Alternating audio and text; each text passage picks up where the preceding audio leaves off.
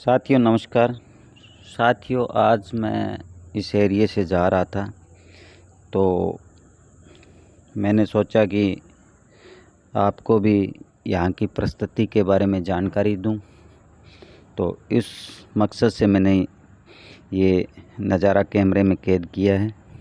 तो साथियों ये दृश्य जो आप देख पा रहे हो ये बड़ोपड़ गांव का है, जो 1975 के आसपास शेम की समस्या से ये पूरा गांव बर्बाद हो गया था और यहाँ से लोग पलायन करने पर मजबूर हो गए थे और उसी पलायन का एक हिस्सा मैं हूँ।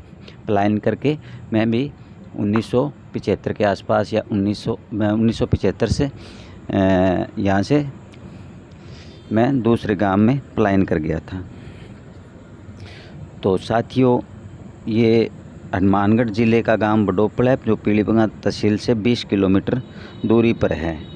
साथियों ये जो दृश्य आप देख रहे हो ये वो इलाका है जहां पर 1975 के आसपास सेम आनी स्टार्ट हो गई थी। उस वजह से ये कृषि भूमि पूरी बर्बाद हो गई और कृषि भूमि बर्बाद होने के कारण यहाँ कोई रोज़गार का सिस्टम रहा नहीं था।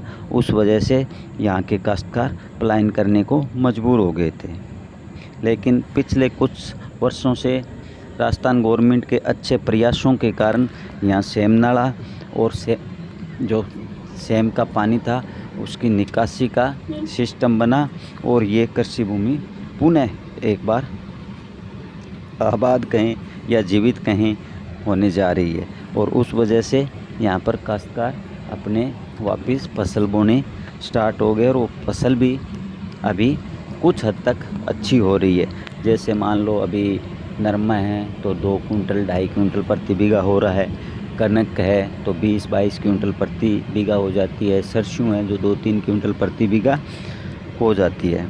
सॉरी कनक 20-22 क्विंटल प्रति बीघा नहीं, 20-22 मन यानी लगभग 5 से 6-7 कुंटल प्रति बीघा हो जाती है। जैसे आप ये दृश्य देख रहे हो ये वो सेम का क्षेत्र है, जो काफ़ी ज़्यादा सेम आने के कारण यहाँ की जो भूमि थी बिल्कुल क्षारीय हो गई थी और पानी कम से कम 4-4, 5-5 फीट कहीं कहीं तो खड़ा इकट्ठा हो गया था।